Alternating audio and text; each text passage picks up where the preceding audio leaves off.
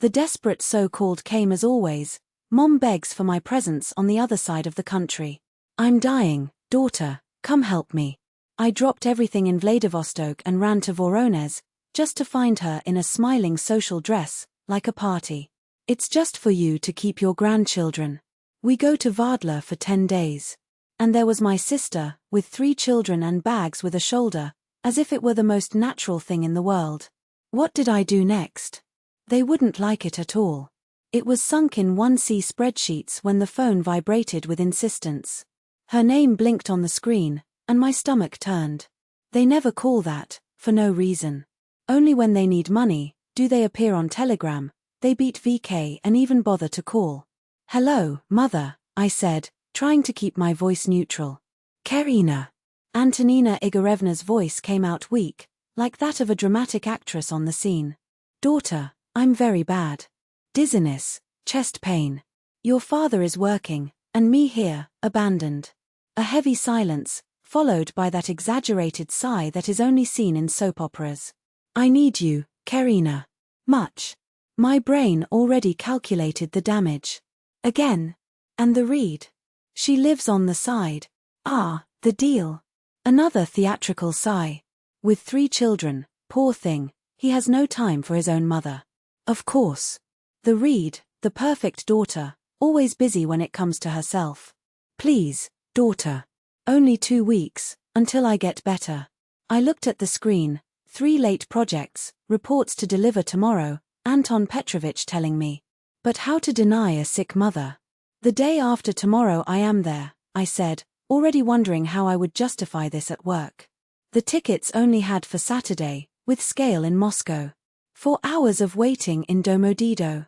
15 hours of travel in total. 4 years without stepping there. 4 years of peace, without charges, without manipulation. Only messages when they needed money. At night I arranged my suitcase and scheduled the alarm clock for 4 in the morning. He lived alone in a rented apartment in Vladivostok, in the second Reka neighborhood. It was no coincidence. It was strategy. The flight passed as a bad dream. A Yandex taxi left me in the old neighborhood, houses with gardens of Georgians, peeled playgrounds, parked popular cars. The house of my parents, brick, with the white coating that now looked more like dirty grey. I knocked on the door with my heart in my throat. She opened, radiant. Impeccable hair, vibrant lipstick, earrings matching the blouse. Mom, weren't you sick? She pulled me inside, laughing.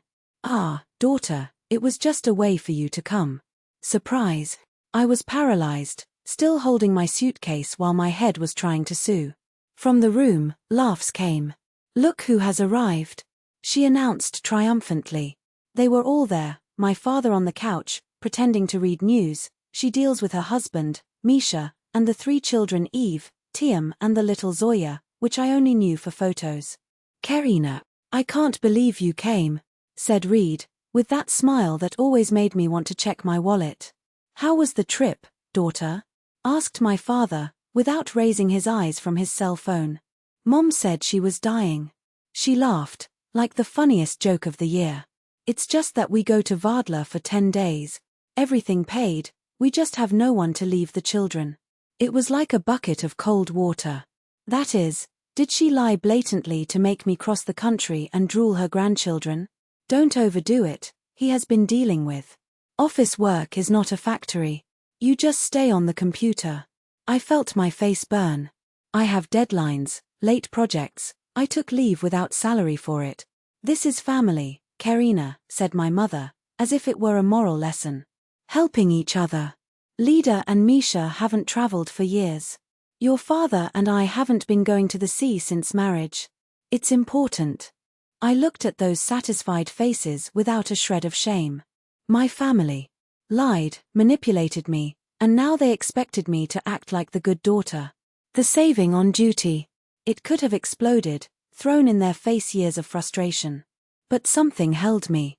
Perhaps the habit of being comprehensive Karina. Or maybe, a plan that started to take shape. I took a deep breath and forced a smile. Do you know one thing? You're right. Family helps yourself. When is the flight? The tension in the room evaporated. My mother even clapped her hands. I didn't say. I knew you would understand. The day after, honey. It's going to be so good. At dinner, she served her macarons to the sailor, the only thing she knew how to do right. Everyone talked excited about the trip. We got an amazing discount. My father boasted, serving us more food. Posada by the sea, all included. I smiled, while mentally traced every step. Misha, the husband of the Reed, told about the jeep rides she planned. Little did he know him. In 6 years of marriage, we have seen each other 3 times. It looked like a normal guy, but I didn't lose the chance to take advantage of the work of others. Everything is noted here, Karina. My mother handed me a list. Zoya wakes up at night, but Tiam and Eve sleep well. Tiam doesn't eat on the same platter as the others. Eva needs her blanket to sleep, otherwise she makes a tantrum. I wrote it mentally. And the Thiam is allergic to strawberry, he added. Eva has football Tuesday and Thursday at Sports School number 7, on Moskovsky Avenue. No problem, I said, already visualizing how useful it would be. And I never had a car in my life. But they thought I would find a way, as always. After dinner, Red and the family climbed to the guest room. My father turned on the hockey on TV, my mother went to wash the dishes. I took the moment and escaped to what was no longer my room. Now a warehouse, boxes stacked to the ceiling, the bed leaning against the corner like forgotten furniture. I sat on the ranging mattress, closed the door and took the phone. The fingers trembled slightly when I dialed the number of Anton Petrovich. Karina, how is your mother? He asked, straight to the point. Not exactly as I imagined. And then, without filters, I fell off. The invented disease, the forced rest, the family trap. He was silent for a moment. What a family, her. Her voice was dry, almost clinical. This is over the line. I felt my eyes burning. Sorry for leaving work because of it. Don't sorry. He cut firmly. You acted in good faith. A pause. And now? What will you do? I did not know. The only certainty was the desire to buy a passage back at that very second. You can do that. Your answer was unexpected. Or can finally take your own rest. After all, you've already got the holidays. Enjoy as a normal person. I blinked. The idea has hooked me instantly, like a sharp hook. Serious? Of course. He looked almost fun. We have already redistributed everything here. Don't hurry, Karina. After this circus, you deserve it. I hung up and, without wasting time, opened the notebook. If the family was going to Adler, I needed something further, more expensive, more glorious. Turkey shone on the screen like a headlight. Antalya, white sand beaches, the Mediterranean in tones of sapphire. And just imagine a resort all including vacancies just after tomorrow, the same day they would leave. I booked without hesitation. Then I found a morning flight anytime soon that I would allow me to disappear from the city hours before they even go out for lunch. I would be savoring a mojito by the pool when they were still in traffic to the airport. The next morning, I pretended involvement in family chaos. My mother and deal with lists like headless chickens. My father checked the documents for the 100th time. The children jumped with excitement. I enjoyed a breach and escaped to the Chekhov Gallery. I bought a new bikini, sunscreen, a pair and sandals. Everything a fugitive needed for an all-Turkish all. I hid the shopping at the bottom of the suitcase, camouflaged between clothes. Common S. At night, I last checked the tickets and the hotel reservation. All very well. A whip of guilt for the nephews, they were not to blame, but then I remembered how he reads my work despised, how my parents lied blatantly to drag me there.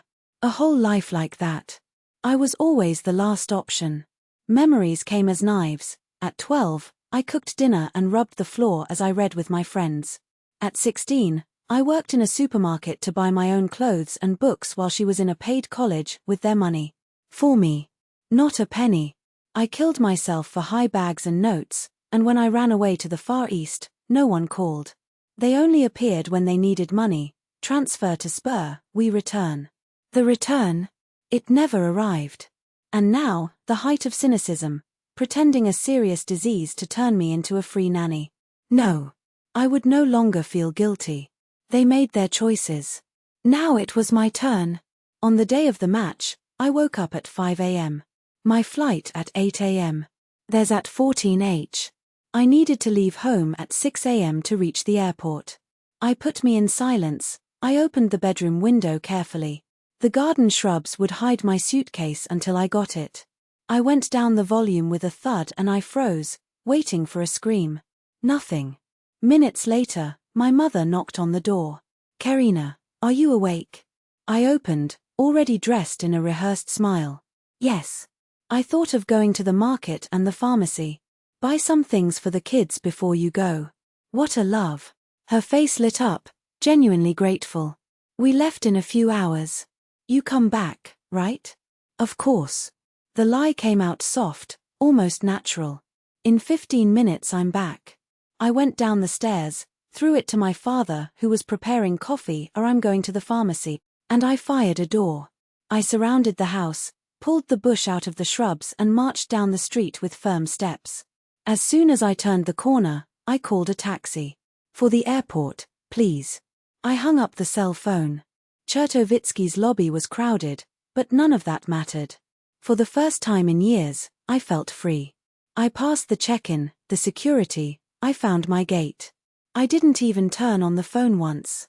He knew he would soon explode with calls and messages. I bought a coffee and a magazine, sat down near the departure for boarding. Since my mother's connection, it was the first time my shoulders relaxed. No one asked for money. No one dictated what to do.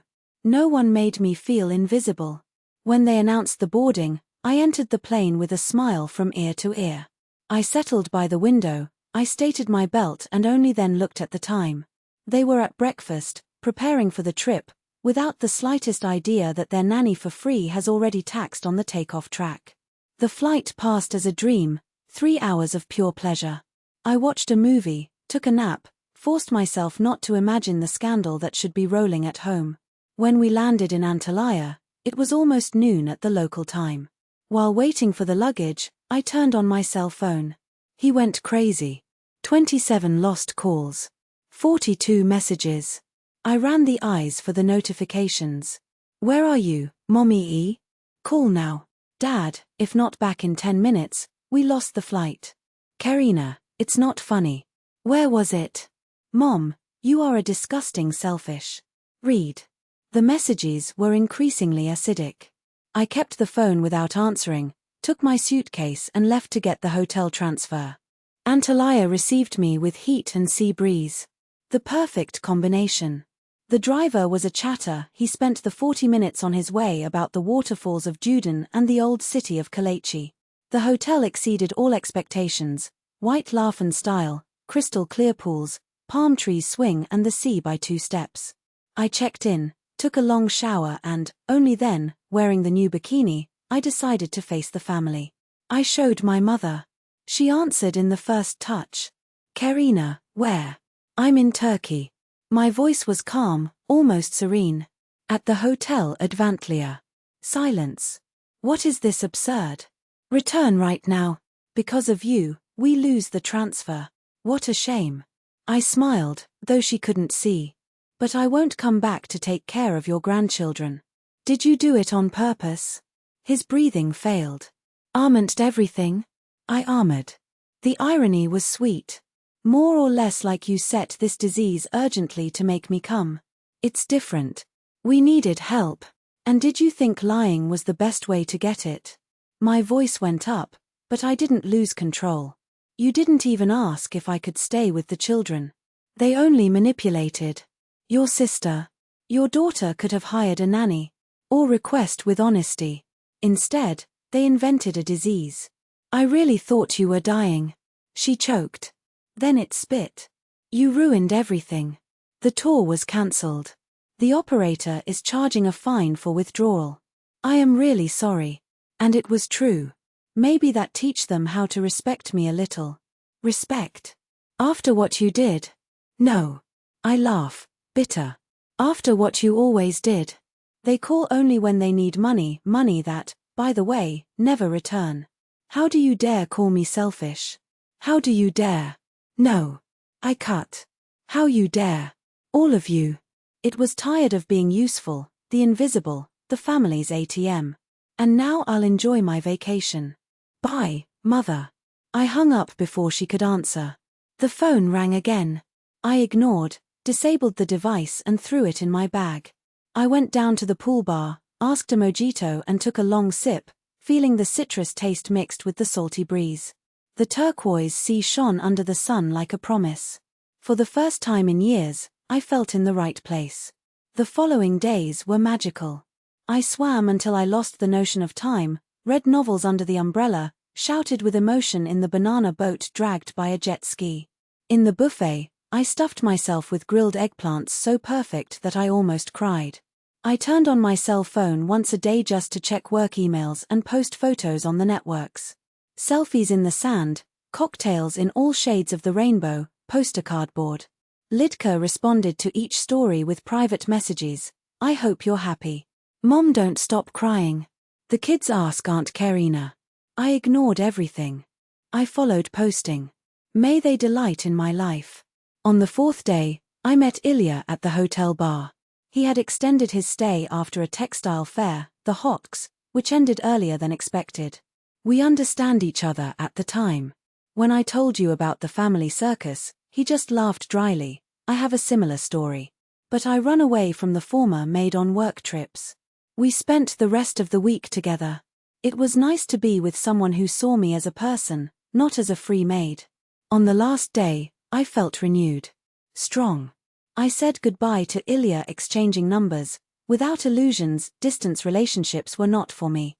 But I didn't regret either. I returned to Vladivostok with 3 days of remaining vacation, which I used to wash clothes, clean the apartment and mentally prepare for work. Anton Petrovich wrote in the corporate chat, confirmed, return on the 2nd, as planned. The phone finally stopped exploding with family hysterical calls. Silence, however, was almost more disturbing than the screams. Until, on the eve of my return, the phone rang again. Aunt Marina, my mother's sister. Karina, it's Aunt Marina, she said, a calm voice that always reassured me. Hello, Aunt. I heard about what happened. Your mother and brothers are calling everyone, saying that you ruined their holidays. I sighed. And about the disease invented to make me care for children? Do they tell this part? No, Aunt Marina admitted, dragging the words. That detail they forgot to mention. So I told you everything. The farce of the disease, the blackmail with the children. The usual theater. When I finished, there was a long silence across the line. Bozhe moi, she finally let go. Your mother has always been a first-rate actress, but that's too much. You know I believe you, don't you? Thank you, I muttered, the throat tight. Karina, what you did was brave, she continued. And no, I won't judge you. Sometimes people need a bucket of cold water to wake up. We talked a little more. When I hung up, I felt a relief I haven't known for years. At least someone in the family was by my side. The next day, I returned to the office. Anton Petrovich welcomed me with a smile. Welcome back. How was Turkey? Wonderful, I said, sincere. Thanks for the advice. And the family situation? I shrugged my shoulders. Still dramatic. But I won't let myself step. The weeks passed at peace. No phone or Lidka phone calls. I drowned at work, organized late projects and, to my surprise, started exchanging messages with Ilya. He called Moscow a night, saying he couldn't get me out of his head after Turkey. A month after my Turkish incident on a Tuesday night, the phone rang again. It was her. Hello. I answered, already prepared. Karina. My mother's voice was tense. How are you? Well. And you? Better, he said, dry. I waited. I knew there was more. What you did was very painful, he continued. We lost a fortune with tickets and reserves. The operator charged absurd fines. No apology for the lie. No recognition they had tried to manipulate me. Too bad, I said cold. Next time, hire a nanny instead of inventing disease to fool me. She sighed deep. We don't lie. We exaggerated a little. This is how the family works. We help each other. No, I corrected. You help yourself. I only serve when they need something. When was the last time they called just to know how I am? Not to ask for money, not to ask for favors. Just to talk to her daughter. Silence. That's it, I finished. And what do you want, then? He asked, almost in a whisper. If you want a real relationship with me, it has to be a two-way road. I need to feel that I am valued, not only used. Another pause. Long. I'll think about what you said, he promised, before hanging up. I stared at the phone, not knowing if that was the beginning of reconciliation or the final nail in the coffin of our ties. But for the first time, I didn't regret being defended. A message from Lidka came next. The kids ask for you. No apology. No guilt recognition. Just one more attempt to manipulate me through the children. Lidka, true to your script. I didn't answer. Life followed. I received a promotion at work. Now I led an entire department. Ilya came to spend a weekend in Vladivostok. I took him to the Sopka Orlenaya lookout, to the Tarkarevsky lighthouse. I signed up for a traveler club, made new friends. 3 months after Turkey, Aunt Marina called again. I think you'll want to know, she said. Your mother admitted to me that they acted wrong when they lied to you. Of course you didn't use these words, I laugh, bitter. No, but said they should have asked for help directly instead of making excuses. For her, this is almost a mea mulp. Really laugh this time. I suppose yes. Give them time, Karina. They are stubborn, but they love you. Their way. Their way, I repeated softly. It's not perfect, but it's what they have, Aunt Marina philosophized. After the call, I spent hours thinking about the family that we are born and the family we choose. He had spent years trying to gain the approval of my parents, my sister. I never got it. Maybe never could. And for the first time, I realized that this could be well. I had built a good life. A job I loved, friends who values me. A promising relationship with Ilya. I no longer needed to be the family's doormat to feel worthy of love. A week later, a card arrived by mail. Inside, a transfer to the same amount that they had borrowed me. On the back, my mother's shaking letter, sorry for the delay. Kisses, Mom. It was not a full apology. It was not a promise of change. But it was something. A recognition. I sent a short message, thank you. They were small steps. Did you want a total reconciliation? I wasn't sure. A part of me, despite everything, missed. But another part was afraid. Return to the old standards, become convenient Karina again. For now, I keep distance. Perhaps one day we will find a way to build something healthy. Or maybe not. Anyway, I'm fine. And I understood that revenge, though sweet, was not what I really wanted. What I wanted was recognition, to see me like a person with my own life, my needs, not as an emergency resource for when things squeezed. The phone vibrated. Ilya message, I arrive on Friday. Dinner in our place. I smiled and said, I hope you. Life is not perfect. The family is complicated. But for the first time in a long time, I live in my own rules, without regret. On Friday night we were in Zuma, the restaurant with panoramic views of the Golden Rock Bay. Ilya asked about the family. Do you talk to them? I shook my head. Not much. For now, it's better that way. I spent my whole life trying to be who they wanted.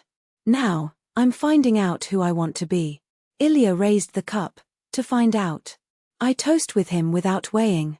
And for the first time it was an absolute truth.